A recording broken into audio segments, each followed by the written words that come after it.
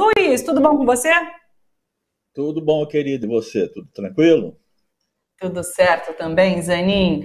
Vamos em frente que a gente começa hoje com o streaming, né? O pessoal reclama que a gente não chega, às vezes não tem tempo de chegar porque tem muita estreia no cinema, portanto, hoje começamos com o Retorno a Seul. É uma série, é mais de um episódio? É, né? Mais de um episódio. É só um, porque eu achei que uma Só um história tão filme. gigantesca, é um filme, né? Mas é tão gigantesca a história. É um Eu filme. acompanhei o trailer e fiquei curiosa, mas conta mais pra gente. Então, é um filme apenas, né? Lançado diretamente no streaming e que eu achei bastante interessante, viu? Ele está em várias plataformas aí, está no Apple TV, Amazon Prime, Claro Vídeo, perigo de estar em mais alguma aí que eu não sei, mas enfim, é facilmente encontrável aí, né? E é um filme que mostra uma história bem legal, que é a história de uma coreana que foi criada na França, foi adotada quando criança e se criou na França, né? E ela retorna para a Coreia, né, pela primeira vez, desde que ela saiu, né, bebezinho, né? E ela decide procurar pelos pais biológicos dela, né? E ela vai entrar numa cultura que, apesar dos traços, as feições dela, né, de ser ela é uma garota coreana, mas ela, na verdade, foi criada na França. É uma mulher francesa, né? Ela fala francês, não entende nada de coreano, né? Não sabe nada do país de origem dela. E ela vai, né? E tenta encontrar esses pais biológicos. Então, o filme é uma espécie de uma aventura. Essa moça é muito talentosa. Ela se chama Park Ji-min. E ela, de fato, é uma mulher francesa, né? De origem asiática. E é uma cantora, atriz agora, tal, e super talentosa. E ela consegue, então, nos envolver nessa história, porque ela é uma pessoa que faz um tipo assim, tem filmes que tem essa estratégia, né? Ao invés de trazer um personagem ou uma personagem principal simpática, que todo mundo se identifique e tal, às vezes a estratégia é contrária. A personagem é antipática, né? Ela é muito segura de si, ela pensa que ela está com a bola toda, ela maltrata as pessoas, mesmo estando num país que para ela é estrangeiro, na verdade, né? Mas, por incrível que pareça, apesar dessa falta de simpatia, a gente acaba se interessando profundamente por ela, porque ela tem um magnetismo e a gente começa a adivinhar que por baixo da arrogância dela existe uma certa fragilidade, né? E que vai se mostrar ao longo da trama. Eu achei bem legal esse filme, ele é todo rodado na Coreia, né? Tem atores assim muito legais, além da protagonista, atores muito legais. O cara, por exemplo, que faz o pai dela, o pai biológico dela, é um cara assim muito interessante, um ator muito interessante e que faz um personagem totalmente ambíguo, né? Cheio de problemas e cheio de culpas em relação à filha por ter dado ela em adoção, né? Tenta explicar para ela, mas ao mesmo tempo também tem uma vida muito irregular e muito complicada, e essa menina vai entrando vai chegar uma hora que ela fica cansada de tudo aquilo, porque ela tem uma vida muito boa na França, tal, mas existe essa divisão. Eu acho que o filme tira essa força exatamente dessa divisão de expectativas da própria personagem em contato com esses personagens coreanos e que chama muito a nossa atenção. Então é um filme muito curioso e com o qual você acaba, como eu disse, apesar da antipatia inicial da personagem, não da atriz, a atriz é outra coisa, mas da personagem, a gente acaba ficando muito ligado na trama, porque ele é muito bem escrito, muito bem dirigido, muito curioso, e você não tem muita ideia de para onde ele vai, né? Então, tudo é um pouco novidade para a gente, é surpresa, novidade, e eu achei bastante atraente, né? É dirigido por um diretor chamado Dave Chu, que é um diretor, que coisa engraçada, é um diretor de origem cambojana, ele não é coreano, mas ambientou o filme dele na Coreia, é um diretor de origem cambojana e radicado na França também. Acho que é uma dica boa para esse filme.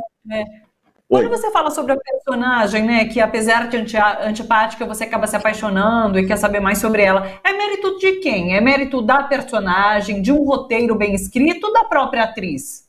Ou uma junção? Eu acho que tudo isso. Eu acho que é um conjunto, Thalita. Eu acho que é propositadamente escrito para ser dessa forma, é dirigido para ser dessa forma. Se você não tiver uma atriz que seja antipática, mas sem repelir o espectador, nada disso adianta, né? Então eu acho que é muito assim o mérito dessa garota, dessa moça aí, de fazer esse papel assim, que não é legal, assim, muitas atitudes delas não são legais, não são atitudes que a gente se identifica, mas ao mesmo tempo a gente não consegue desgrudar o olhar da tela e também não consegue querer mal a personagem, a ponto de, não quero seguir essa pessoa, tal, que é muito chata, tal, deixa eu passar para outra coisa. Não é isso. Eu acho que, então, é mérito também, finalmente,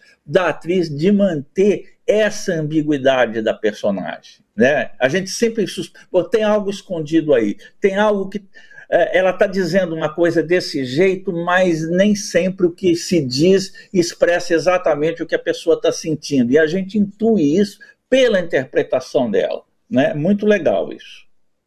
Bacana. Olha, não temos apenas uma, mas duas dicas de streaming. A próxima é Ardente Paciência, está na Netflix e é versão de um livro de um chileno, Antônio Escarmeta. Conta mais pra gente. Então, esse romance do Skármeta, ele já tinha sido filmado antes. Um filme, aliás, tinha duas. Deixa eu contar a história desse negócio aqui, que me foi contada pelo próprio escritor. Quando eu encontrei com ele uma vez, e nós jantamos juntos, uma cobertura de filme no Rio Grande do Sul.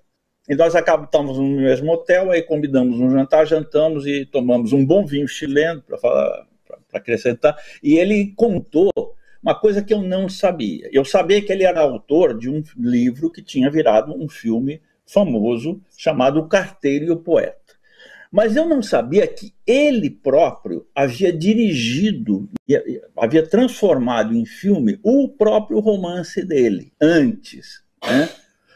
E ele até me prometeu, eu falei, eu vou te mandar um VHS, era tempo do VHS, eu vou te mandar um VHS desse meu filme, mas acho que ele esqueceu e não mandou não. Então eu não conheço essa primeira adaptação, mas eu conheço muito bem a segunda adaptação, e que se tornou muito famosa, né, chamada O Carteiro e o Poeta, acho que todo mundo já ouviu falar desse filme, né? Que é adaptado por um diretor chamado Michael Redford, né? E que fez um grande sucesso, foi premiado, teve no Oscar e tudo mais. É um filme de 1994. Provavelmente uma parte do público nosso era muito jovem ou não era nem nascido, mas aqueles um pouquinho mais experientes vão de lembrar desse filme, sobretudo pela presença de um grande ator italiano, Massimo Troisi, que já nos deixou e que faz um papel maravilhoso nesse filme. Bom, esse filme agora, o atual, esse que está na Netflix, é uma refilmagem, é uma nova filmagem desse filme, dessa história, né? Que é uma história muito interessante, a história de um carteiro, né? Que fica amigo de uma grande personalidade chilena, que foi o poeta Pablo Neruda. Ele leva as cartas, o Pablo Neruda ele está numa pequena cidade, né, litorânea do Chile, numa casa praticamente isolado, onde ele fica trabalhando, tal, e praticamente é o único cara dessa localidade que recebe cartas. E esse carteiro fica muito amigo do poeta. Quer dizer, é um homem simples do povo que fica amigo do poeta e vai precisar de conselhos do poeta, porque esse carteiro jovem, ele está apaixonado por uma moça que ele acha que não liga para ele. E ele pede conselhos ao poeta de como se dirigir a ela para que eles comecem a namorar. Então é uma história muito legal, é uma história assim, muito simpática, romântica até, né? E que a gente fica encantado pela história, né? Chama-se Ardente Paciência, né? Essa novela esse romance do Skármeta, né? E que está recebendo essas adaptações contínuas, assim, porque a história é tão boa que os cineastas se sentem motivados, apesar de já haver um filme que ficou muito famoso na época dele, alguns anos depois, de fazer uma nova versão, tal, e que é muito fiel, né? Ela não inova muito, né? Ela é muito fiel ao livro, e é legal até, para quem quiser, comparar as duas versões. Aquela primeira que o próprio escritor adaptou, essa acho que não está disponível em lugar nenhum e ele não me mandou a fita. Mas essas duas, essa mais moderna está na Netflix, facilmente acessável, e eu descobri que o Carteiro e o Poeta, né, ele tem uma cópia bastante aceitável que está no YouTube. Basta entrar, né, botar o Carteiro e o Poeta que vocês vão chegar ao filme. Está legendado em português e é muito legal. É falado em italiano, né? A língua do filme é o italiano. Teve uma versão em inglês, uma versão em italiano. Essa que está no YouTube é uma versão em italiano e está legendado em português. E vocês vão ver a grande atuação desse napolitano, Máximo Troisi, que eu falei, que é uma maravilha de ator e que morreu pouco tempo depois de fazer esse filme, muito pouco tempo depois. Ele já estava bastante doente quando fez o filme e morreu em seguida.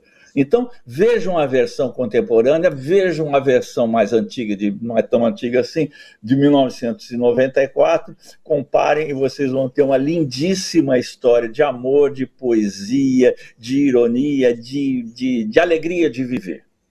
Muito legal a história. E que luxo você ter jantado com o escritor, tomando um vinho chileno, um luxo, viu? Que bacana. Te invejei. A vida de jornalista tem algumas vantagens e algumas desvantagens também. É verdade. Tem alguns pontos altos, né? Tá um deles. Muito bacana. Ótimo. Estreias do cinema. A gente começa com Disco Boy, Choque entre Mundos. É de fato um choque entre mundos. São duas pessoas totalmente opostas que se encontram numa situação também bastante complexa. Conta pra gente. Total. Eu achei assim, um filme de bastante impacto. Na verdade, eu vi esse filme num festival recente que eu cobri, que foi o Olhar de Cinema, no Paraná, de Curitiba. E gostei muito desse filme. Ele é dirigido por um italiano chamado Giacomo Abruzzese, e que vive radicado na França, mas é italiano de origem, né? E ele faz um filme que te surpreende desde o começo. O filme começa com um grupo muito barulhento num ônibus, e você tem a impressão que é uma torcida organizada de algum time que está viajando para algum lugar para assistir um jogo do seu time, né? Mas logo depois você nota que duas pessoas daquele grupo se desgarram do grupo e, na verdade, usaram aquela viagem apenas com outra finalidade. Eles querem passar a fronteira, né? Entrar na França e ganhar a nacionalidade francesa. E, para fazer isso, eles têm que se alistar na Legião Francesa. Um deles se alista na Legião Francesa, que é uma legião um exército paralelo, praticamente, né? E que não quer saber do passado de ninguém que se alista, né? A pessoa pode vir de qualquer lugar do mundo, ter feito o que for na vida pregressa, se alista lá, e se comportar bem em combate, vai ser agraciado com a nacionalidade francesa, que é o que esse pessoal almeja, né? Então, esse personagem entra na Legião Francesa e, depois de um treinamento muito rígido e com esforço físico, situações terríveis e tal, ele fica pronto para o combate e existe essa oportunidade de combate no Níger, justamente um país que está em evidência atualmente, né? No Níger, onde existe uma guerrilha, né? E essa guerrilha sequestra um grupo de franceses. E esse destacamento da Legião Francesa, da qual faz parte o nosso personagem, vai para lá para tentar resgatar os franceses. E ele se encontra e trava conhecimento com um dos guerrilheiros, ou seja, com um dos oponentes dele. Mas eu não vou contar, porque é uma história absolutamente surpreendente, que vai estabelecer essa espécie de diálogo, né, entre um cara que está na Legião Estrangeira para virar francês, né, e um outro que está combatendo as forças francesas em seu país de origem. E eles vão se encontrar e a história vai ter um desdobramento assim, absolutamente surpreendente, misturando guerra, reflexão sobre nacionalidades, dança, arte. É uma coisa assim absolutamente surpreendente. E tem um lado que eu gostaria que vocês prestassem muita atenção, os que forem assistir ao filme, que é uma espécie de uma estética assim, bastante sensorial. É um filme, assim, por exemplo, de poucos diálogos, mas os atores e atrizes se expressam muito com o corpo. Tem um som assim, muito penetrante da trilha sonora do filme e também das músicas que são usadas no filme e que criam uma atmosfera assim, que é parte integrante do filme. É como se fossem assim, fizessem parte do roteiro, fizessem parte do desenho dos personagens. E é um filme muito envolvente. Eu achei bem legal esse filme, achei muito forte. Ele fala da realidade da guerra. As pessoas que são cinéfilas vão ver que ele tem um diálogo com outros filmes de guerra que é muito evidente, por exemplo, com Apocalipse Now, que é um clássico do Francis Ford Coppola, que aí falando da guerra do Vietnã, né? E na entrevista com o diretor que ele deu depois do filme lá em Curitiba, ele fala de outras influências, por exemplo, da literatura do Joseph Conrad, né? O Coração nas Trevas, que tem a ver também com o filme do Coppola, porque o Marlon Brando faz um papel inspirado no livro do Conrad, né? Então, todas essas influências literárias e cinematográficas estão nesse filme, que é um filme de um rapaz que é jovem ainda, né? E que é muito talentoso. Muito legal esse filme. Eu achei super interessante, porque eu li o resuminho do filme e eu acho, inclusive, que o título do filme estava trocado, porque não tem nada a ver com Disco Boy, né? Porque é uma questão de guerra, realmente. E daí eu assisti ao trailer, e daí eu falei, não, agora as coisas fazem mais sentido. Mas é como você disse, deve ser... É uma história, me parece bastante surpreendente, então, só assistindo. O título fica misterioso, assim, para quem não conhece o filme. Eu também fui assistir o filme e não sabia nada dele. Eu falei, Disco Boy é um filme de discoteca, tal, não sei o que. De repente você está mergulhado num negócio de guerra, de uma pauleira, assim, a questão colonial muito bem colocada e tudo mais. Sim. Mas eu não pude explicar por que chama Disco Boy. Porque aí seria um tremendo spoiler. Então, descubram esse filme e vocês vão entender perfeitamente porque ele tem esse título, tem tudo a ver.